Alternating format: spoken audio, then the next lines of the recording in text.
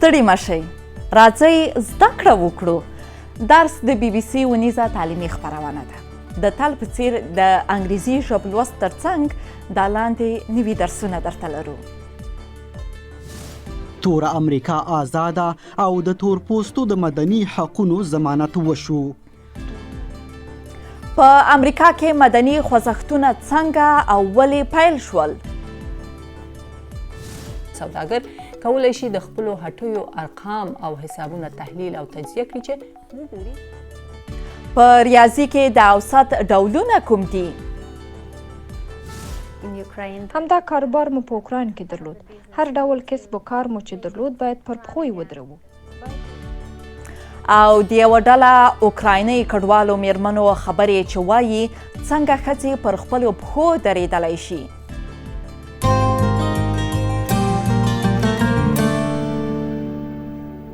جوړ په خیر، زه شازیه حیا یم. په دې هیله چې په تېره اونۍ کې مو لږ څه مطالعه کړې وي او ذهن مو روښانه شوی وي. نن به نوي څه زده کړو.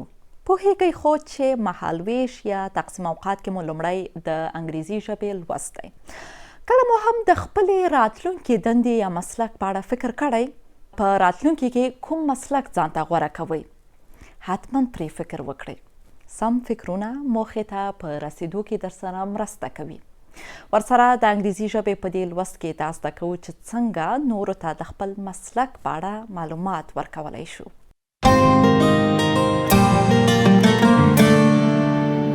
ستړي مشئ، زه شکیبا یم. نن به دا زده کړو چې دنده مو څه ده یا څه کار کوئ.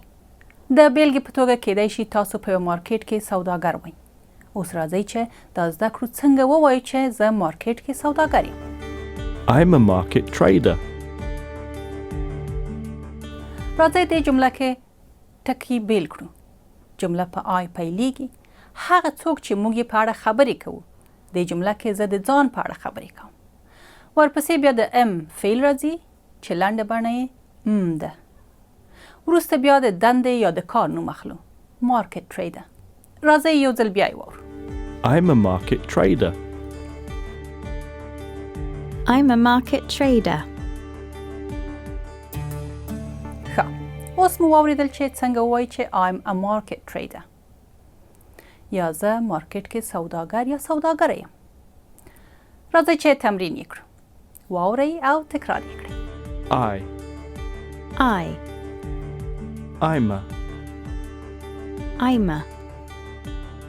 I'm a market. I'm a market.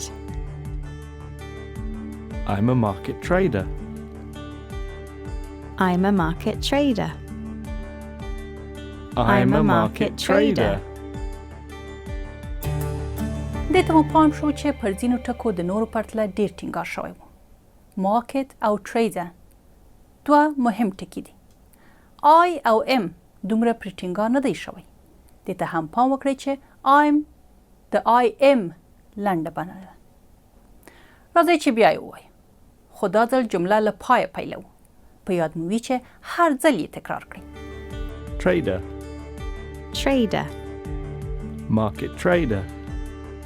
Market trader. A market trader.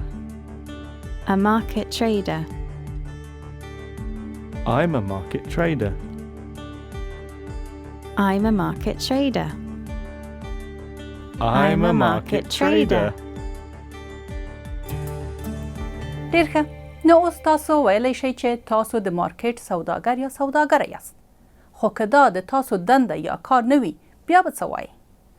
راځئ چې له نورو دندو سره یې وازمایو. راځئ چې دفتر کې کار کول وکاروو. دې ته مو باید پام وي چې هغه دندې چې له واول تورو سره پیلیږي نو د پر ځای به ان ورته کاروو. Office worker. An office worker. I'm an office worker. راځئ چې بزګر وکاروو. Farmer. A farmer. I'm a farmer. راځئ چې کارخونه کې کار یاد کړو. Factory worker. I'm a factory worker. راځئ چې وګورو څومره مو دا دندې په انګریزۍ کې په یاد دي. زه به دنده یاده کړم، تاسو یې بشپړه جمله په انګریزي کې ووایئ. Office worker. I'm an office worker. farmer, I'm a farmer. factory worker, I'm a factory worker. عالی. اوس تاسو کولی شئ د دندو په اړه خبرې وکړئ او جمله په IMA پیلوئ. تر بیا. هر درس په بار بار تکرار زده کیږي، نو راځئ ځینې نوې جملې یو ځل بیا سره تکرار کړو. I'm a market trader. زه مارکیټ کې سوداګر یم یا سوداګره یم. I'm an office worker. زه دفتر کې کار کوم یا د دفتر کارکوونکی یم یا کارکوونکی یمه. I'm a farmer. زه بزګر یم یا زه بزګره یمه. I'm a factory worker. زه د فابریکې کارکوونکی یم یا زه د فابریکې کارکوونکی یمه.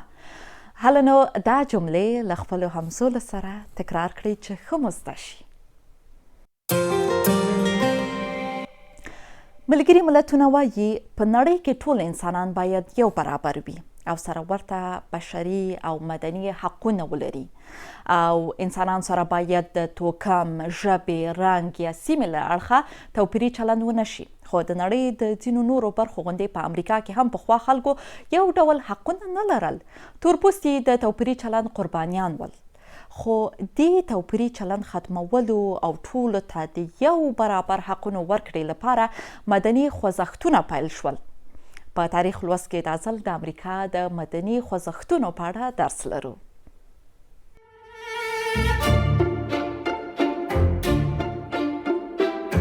په 1865 زیږدیز کال کې په امریکا کې کورنۍ جګړه پای ته ورسېده.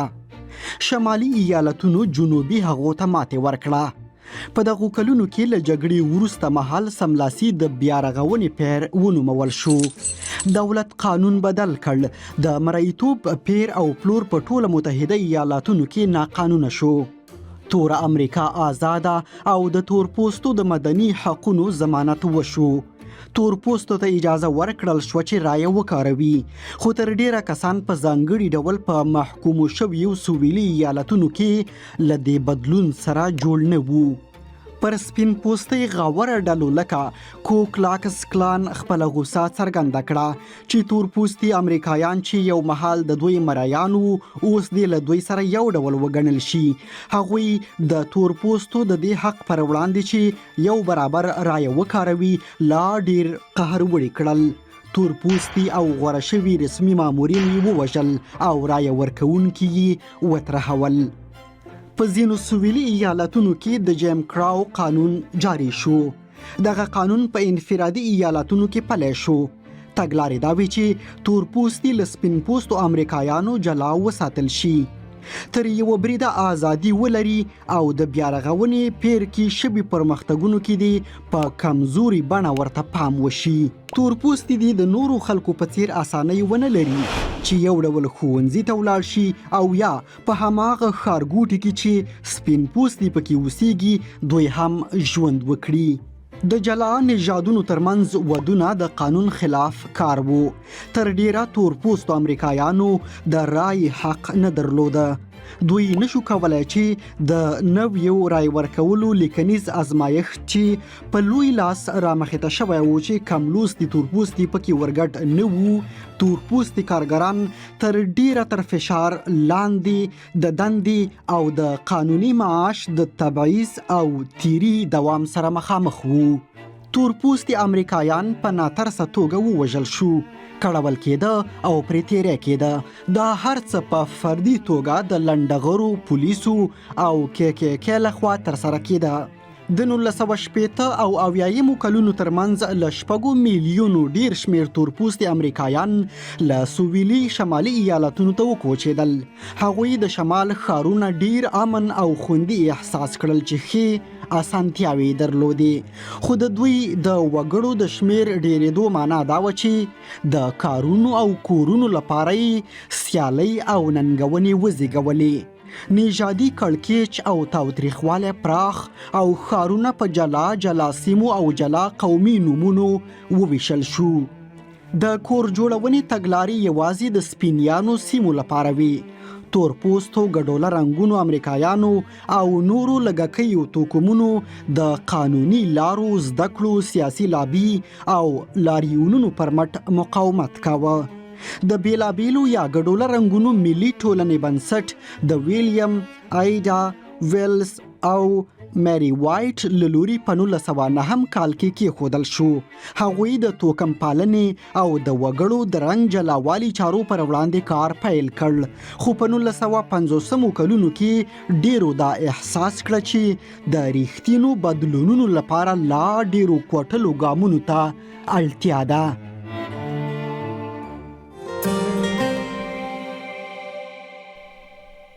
په ریاضي مضمون کې بیا دا زده کوو چې اوسط څه دی او څه لپاره کاریږي.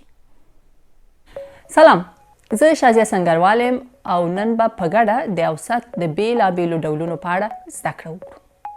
نو هیله ده چې قلم او کتابچې به مو درسره وي او چمتو به یاست.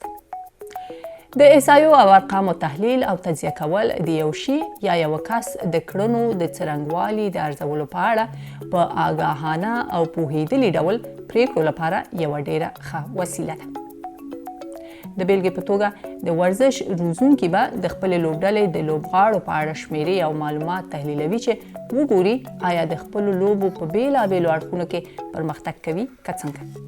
یا سوداګر کولی شي د خپلو هټیو ارقام او حسابونه تحلیل او تجزیه کړي چې وګوري د کومو توکو له پلوره ډیره ګټه ترلاسه کوي. راځئ د اوسط بیلابیلو ډولونو ته کتنه وکړو. مین، موډ او میډین. د یوې کورنۍ په میلمستیا یا پارټۍ کې 9 تنه ماشومان دي. د هغوی عمرونه 10، 12، 14، 10، 11، 14، 15، 10 او 12 دي. کله چې ارقامو یا شمیرو سره کار کوو معمولا دا اسانه ده چې شمیرې پرله پسې او په ترتیب سره ولیکو، لکه داسې 10، 10، 10، 11، 12، 12، 14، 14 او 15. هیله ده چې دا هر څه به مو په خپلو کتابچو کې لیکلي وي. لومړی راځئ مین اوسط پیدا کړو. د دې لپاره باید ټول ارزښتونه سره جمع کړو او د ټولو شته ارزښتونو په شمیر باندې یې وویشو. زموږ په پورتني مثال کې د ټولو ماشومانو د عمرونو مجموعي ارزښت 107 دی او هلته په میلمستیا کې 9 تنه ماشومان دي. نو 107 چې پر 9 باندې وویشو 11.88 کیږي چې کولی شو دا موږ 11.9 حساب کړو. نو دلته اوسط 11.9 دی. اوس راځئ موډ اوسط محاسبه کړو. د دې لپاره باید هغه عدد یا ارزښت پیدا کړو چې تر نورو ډیر څرګند شوی وي. زموږ په کورنۍ میلمستیا کې تر ټولو عام عمر 10 کاله دی. نو موډ اوسط هم 10 کیږي. او په پای کې راځئ چې میډین اوسط محاسبه کړو. د دې لپاره باید ارزښتونه په عددي ترتیب سره کتار کړو او د هغوی له منځه د منځ شمیره یا منځنۍ شمیره غوره کړو. زموږ په مثال کې اوسط عمر 12 دی ځکه چې د 4 ماشومانو عمرونه له 12 ټیټ او د 4 نورو عمرونه له 12 پورته دي. د دې 3 ډولو اوسطونو ترڅنګ یوه بله اصطلاح هم کارول کیږي چې په حقیقت کې اوسط نه دی او رینج یعنی محدوده یا لړۍ نومیږي. د رینج د محاسبه کولو لپاره موږ ارزښتونه په صعودي یا زیاتېدونکي ترتیب سره کتاروو او د تر ټولو لوی او د تر ټولو کوچني ارزښت ترمنځ توپیر معلوموو. په تیر مثال کې په میلمستیا کې تر ټولو د غټ عمر درلودونکی ماشوم 15 کلن دی او د تر ټولو کوچني عمر ماشوم 10 کلن دی. له 15 چې 10 لرې کړو 15 کیږي. نو رینج یا محدوده یې 15 کیږي.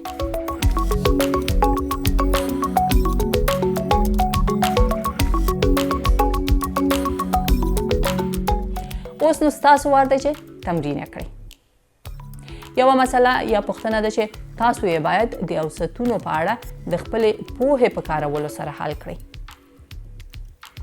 دلته 5 کارتونه دي. له تر ټولو کوچني نیولې تر ټولو لوی پورې په ترتیب سره ایښودل شوي دي. د کارتونو رینج یا محدوده 4 دی. د کارتونو میډین اوسط 8 دی. د کارتونو مین اوسط 7 دی. تاسو یې باید 4 نور عددونه پیدا کړئ. نو په خپلو کتابچو کې یې ولیکئ او که مرسته در سره کوي نو له هغه مثاله کار واخلئ چې وړاندې مو سره یو ځای تمرین کړ. راځئ اوس یې ځوابونه په ګډه وګورو. کارتونه د لویوالي په ترتیب سره ایښودل شوي دي او موږ پوهیږو چې د کارت پر مخ تر ټولو کوچنی ارزښت یا عدد 5 دی. که محدوده یا رینج 4 وي نو تر ټولو غټه شمیره باید 9 وي او که میډین اوسط یې 8 وي نو د 5 کارتونو د منځني کارت شمیره باید 8 وي. موږ ته ویل شوي چې د 5 کارتونو مین اوسط 7 دی. څرنګه چې مین اوسط هغه دی چې ټوله مجموعي شمیره د کارتونو پر شمیر ویشل کیږي نو د 5 کارتونو مجموعي شمیره باید له 5 ځله 7 سره برابر وي چې دا 15 کیږي. موږ له وړاندې نه په خپل لیست کې 3 شمیرې لرو. د تر ټولو کوچني کارت ارزښت 15 او د تر ټولو لوی کارت ارزښت 9 دی. د منځني کارت ارزښت 8 دی چې که سره جمع کړو 22 کیږي. دا په دې معنی ده چې د 2 نامعلومو کارتونو د ارزښت مجموعه باید 14 وي. په یاد ولرئ چې 4م کارت له میډین کارت نه نشي کوچنی کېدی او 5م کارت نشي غټېدی. نو 4م کارت باید 8 او یا هم 9 وي. کله چې تاسو 2 ممکنه ارزښتونه لرئ ښه دا ده چې دواړه وازمایئ چې معلومه کړئ کوم یو سم ځواب درکوي. که د 4م کارت ارزښت 9 وي نو 2م کارت باید 4 وي. دا سمه نتیجه نه ورکوي ځکه موږ پوهیږو چې زموږ تر ټولو کوچنی عدد 15 دی. خو که د 4م کارت ارزښت 8 وي نو 2م کارت باید 15 وي. په دې پوښتنه کې دا دواړه عددونه ممکن دي. نو زموږ د 5 کارتونو ارزښتونه په دې ترتیب سره دي. 15 15 8 8 9. که ټول مو سم حساب کړي وي نو آفرین. اوس ولې له یو مشر کس نه غوښتنه نه کوئ چې نورې دغه ډول پوښتنې درته چمتو کړي او تاسو یې د خپلو کارتونو په کارولو سره حل کړئ. په یاد ولرئ چې تمرین مو زده کړه لا ښه کوي. نو د نن لپاره همدومره، تر بیا مو الله مل. د نړۍ له لر او بره په زړه پورې معلوماتي خبرونه.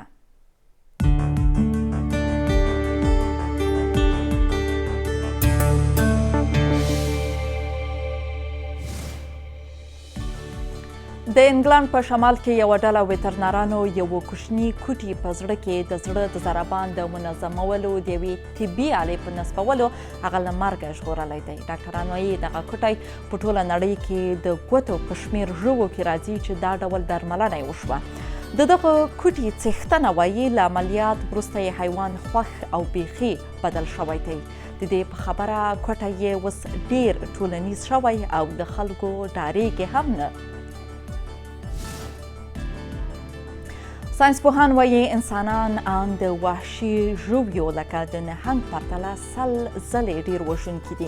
د ساینسپوهانو په خبره انسانان د ټولو وحشي ژویو شاوخوا 3مه برخه د خوړو، درملو یا د کورني څارویو په توګه کاروي چې له کبله د دغو ژویو نږدې نیمایي برخه د ورکېدو له خطر سره مخامخ کوي. نو ځکه دوی وایي انسانان د طبي ښکاریانو لکه لویو نهنګانو پرتله ډېر خطرناک دي.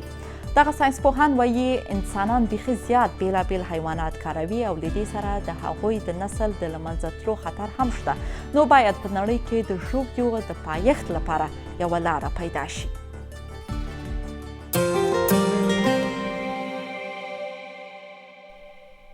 ګرانو اوریدونکو او لیدونکو، د انګریزي ژبې په لومړي درس کې مو دا زده کړل چې څنګه نورو ته ویلی شو کومه دنده لرو، خو په انګریزي ژبه کې څنګه نور د هغوی د دندو په اړه پوښتلی شو. څنګه ووایو چې تاسې څه کار کوئ؟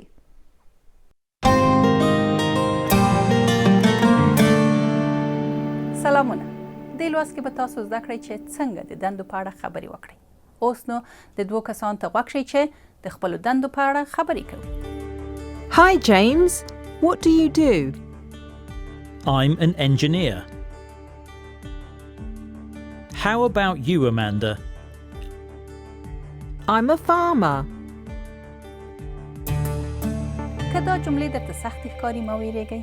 اوس یې هره برخه بېل زده کوو. لومړي کس وپوښتل چې What do you do? تاسو څه کار کوئ؟ دا هغه پوښتنه ده چې موږ یې په انګریزۍ کې کاروو چې له خلکو د دوی د دندې په اړه پوښتنه وکړو. واورئ او تکرار یې کړئ. What do you do? دوهم کس وویل چې انجینیر دی. An engineer. تاسو ویلی شئ چې زه یا I'm او بیا دنده ورزیاته کړئ. دا په یاد ولرئ چې انجینیر به په واول توري پیلیږي. نو باید د پر ځای an engineer باید ووایئ.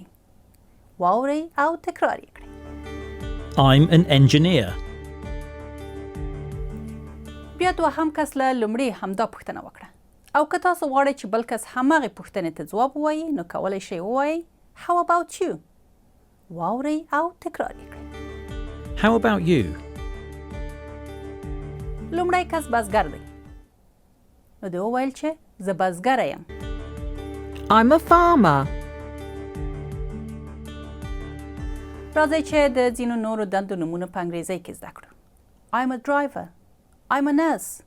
I'm a chef. ډېر ښه. اوس ځینو نورو کسانو ته غوږ شئ چې د دندو په اړه خبرې کوي. کلیر ښوونکی یا ټیچر ده او الیس پلورونکی یا سیلز پرسن دی. Hi, Claire. What do you do? I'm a teacher. How about you, Alice? I'm a salesperson. Hi, Mark. What do you do? I'm a builder. How about you, Pete? I'm a doctor. عالی. ښه نو اوس تاسو کولی شئ د خپلې دندې په اړه په انګریزۍ خبرې وکړئ. د لومړي کس پوښتنو ته په ځواب ورکولو دا هر څه تمرین کړئ. هیڅ مو نشي چې له دوی هم دا وپوښتئ چې کومه دنده لري. Hi, James. What do you do? I'm an engineer. How about you, Amanda? I'm a farmer. ډېر ښه. اوس نو په انګریزۍ کې له خلکو پوښتئ چې د دوی دنده څه ده. په یاد مو وي هغه څه چې مو زده کړي تکرار یې کړئ. الله مو مل. درس مو زده شو. راځئ ځینې جملې او عبارتونه یو ځل بیا سره تکرار کړو. I am an engineer. How about you? I'm a farmer. Or if you don't work, you can say په دې معنا کې چې تاسې کار نه کوئ نو تاسې په ځواب کې ویلی سئ I don't work یعنې زه کار نه کوم. بیا یې سره تکرار کړئ.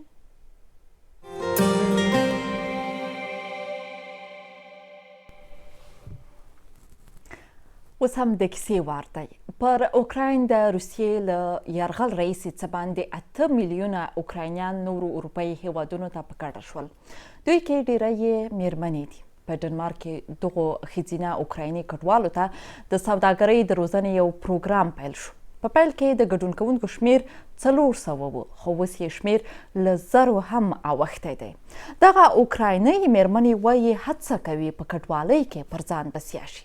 راځئ د دوی کیسې ته غوږ شو. میروسلاوا ډرونیک له پیغلې لور سره یو ځای له یرغل لږه موده وروسته له اوکراینه ووته. ډېر هغه خلک چې ووتل د ژوند تر ټولو سخت پړاو یې وو. په لومړیو کې یوه فابریکه کې د پاککارۍ وړاندیز ورته وشو خو اوس یې د توکو پلورنې کار موندلی. د سینګار توکو پلور چې په اوکراین کې یې همدغه چاره پر مخ وړله او یو بنسټ یې درلود. همدا کاروبار مو په اوکراین کې درلود. هر ډول کسب و کار مو چې درلود باید پر پښو یې ودروو. باید یو اقتصاد ولرو. نادیا د اوکراین په لویدیځ کې د یوې سوداګرۍ شریکواله وه. دا د ماریوپول اوسیدونکې ده چې څه موده وړاندې جګړې یې ویجاړ کړ. In the first month of war, of course, we were د جګړې لومړۍ میاشت کې موږ یو ډول ګانګ سو. نه پوهېدې حالت به څومره ناوړه شي.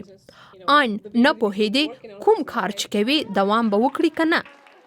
میروسلاوا یوه له هغو شپېتو مېرمنو ده چې تیر کال یې د سوداګرۍ په 6 میاشتني روزنیز پروګرام کې ګډون درلود. له هماغه وخته یې پریکړه وکړه چې خپل کسب او کار له اوکراین بهر نویو بازارونو ته یوسي.